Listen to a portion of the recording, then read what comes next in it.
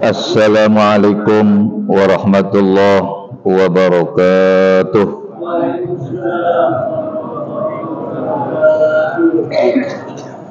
Alhamdulillahilladzi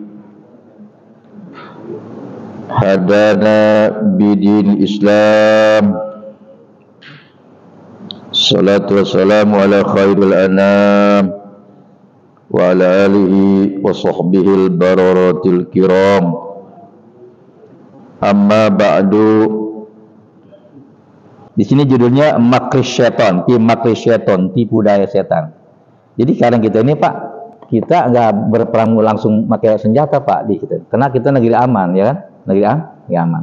Tapi kita makar nih Pak, makar tipu daya. Semua, ya. Nah, qala rajulun, ada orang berkata lil Hasan kepada Hasan Basri. Hasan Basri adalah tabi'in. Gini, Nabi Muhammad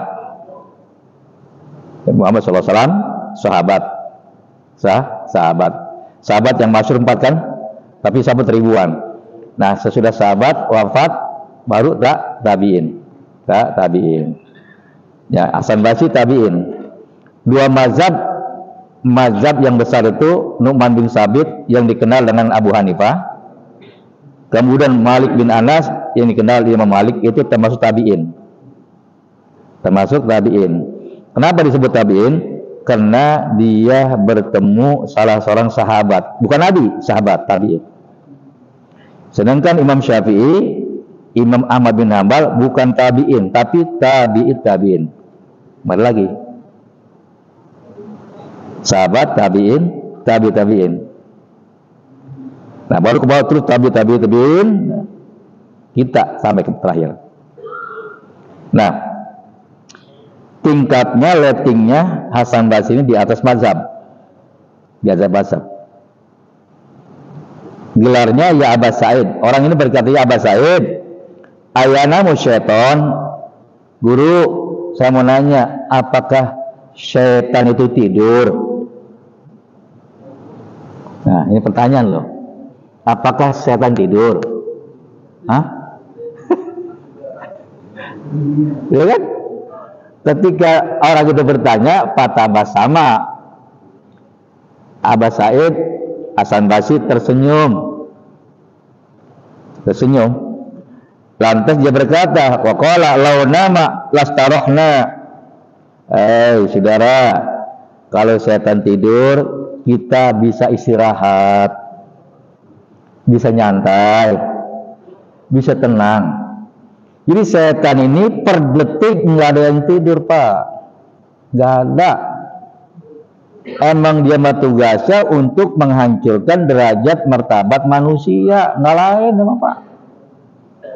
Makanya dia kasih panjang umur dan ngantuk nggak tidur dia. Kalau dia tidur kita enak, enggal, nyantai, istirahat.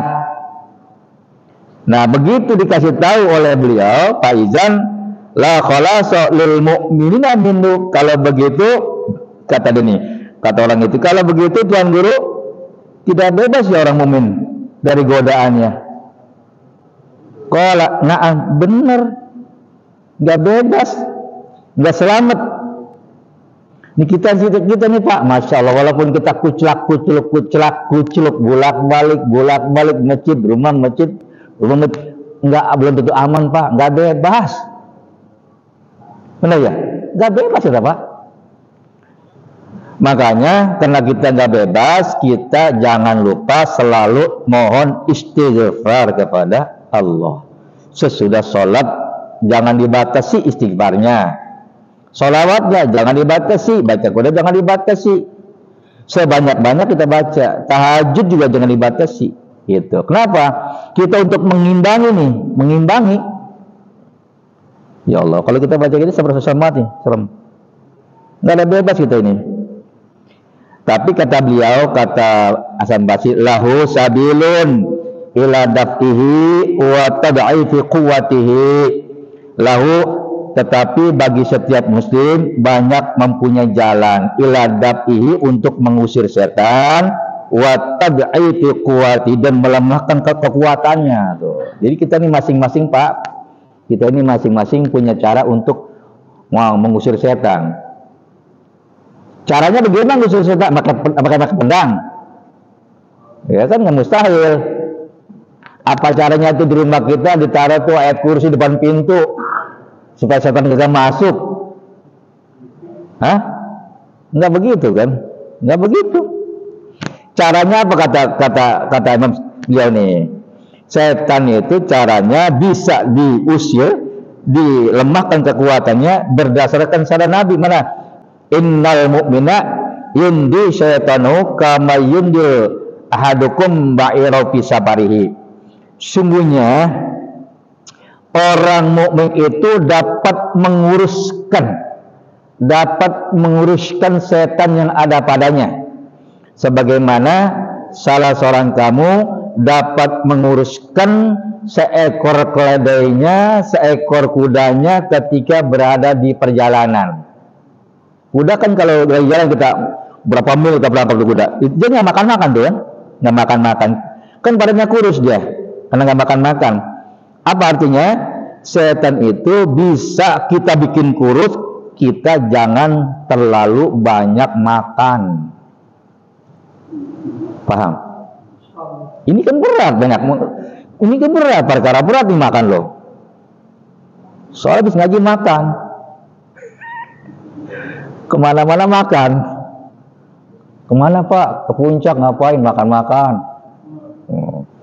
Mana Pak? Meeting kemana? Di hotel. Mana? Jakarta ngapain? Makan. Makan. Ini susah ini. Jadi bikin perut kosong ini susah ini kita. Bener? Nah, coba Pak.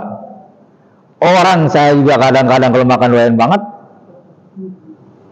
doyan makan pasti mau gitu kan? Bukan nolak. Wah gitu kan. Pasti kemana-mana mampir kalau makan, itu kan? Boleh ya kan? Boleh. Tapi maksudnya apa sih? Begitu maksudnya. Nah ini kadang-kadang kita kembali kepada hadis ya. Ibnu Abbas mengatakan, syaitonul mu'mini mahzulun. Setan yang mengawal orang mukmin badannya kurus. Setan yang mengawal orang mukmin badannya kurus. Jadi potong tuh ada setan potong. Saya juga sama ada setannya. Jadi masing-masing kita ada setan. Ngawal kita kemana-mana nih. Ngawal kita. Cuman kurus dia. Kenapa kurus? Ketika kita minum Bismillahirrahmanirrahim, dia nggak minum. Kita makan Bismillahirrahmanirrahim, nggak ikut makan. Kita tidur sama bini kita baca Allahumma jannibna syaitan wa jannibi syaitan marazaqan, dia nyingkir. Ya kan? Kita tidur, dia baca doa, dia nyingkir. Ketemu setan sama setan tuh dalam kitab Abi Jamroh. Dan Abi Jamroh, setan yang ngawal orang Islam dan setan yang ngelawar naga naga 9. Setan yang mengawal orang Islam, kiai, dan setan yang mengawal orang kafir. Wah itu ketemu. Begitu ketemu, itu orang-orang setan yang mengawal orang kafir, badannya gemuk gitu, sekarang ngeliat saudaranya kurus-kurus, nanya tuh, saya kasih tahu ya judulnya kitabnya namanya Abi Jamroh ya, buka sama ada. Saudara, kenapa badan kamu kurus? Kata setan yang gemuk nih, bagaimana saya nggak kurus? Enak ente mah, lah gimana? Dia makan baca bismillah, dia tidur baca bismillah, dia minum baca bismillah, dia berangkat baca bismillah. Saya kurus, dia nggak makan. Kurus saya. Apa kata dia mendingan gua? Dia makan, gua makan, dia tidur, gua tidur gitu kan. Emang bener ya. Dia makan, nggak makan di meja, dia ikut makan bareng-bareng. Orang baca bismillah. Tuh makanya kita hantam tuh, Jangan lupa baca bismillah apapun yang kita lakukan. Dia kurus. Caranya itu. Kalau cara-cara yang lain kita nggak bisa. Setan nggak kelihatan, ya. Dia mau jalan ke darah gitu kan. Caranya itu kita perkecil. Caranya dengan membaca. Tuh. Itu jihad juga sama tuh Pak ya. Nah, oleh karena itu apa yang saya sampaikan di sini ini cerita tentang masalah setan tidur apa kagak? Jawabannya kagak tidur-tidur. Dia terlalu menjerumuskan, maka semakin banyak manusia yang terjerumus, dia makin gembira. Semakin ada perang, semakin suka. Gitu. Nah, kita ini bikin lemahnya dengan cara yang tadi saya sampaikan tuh.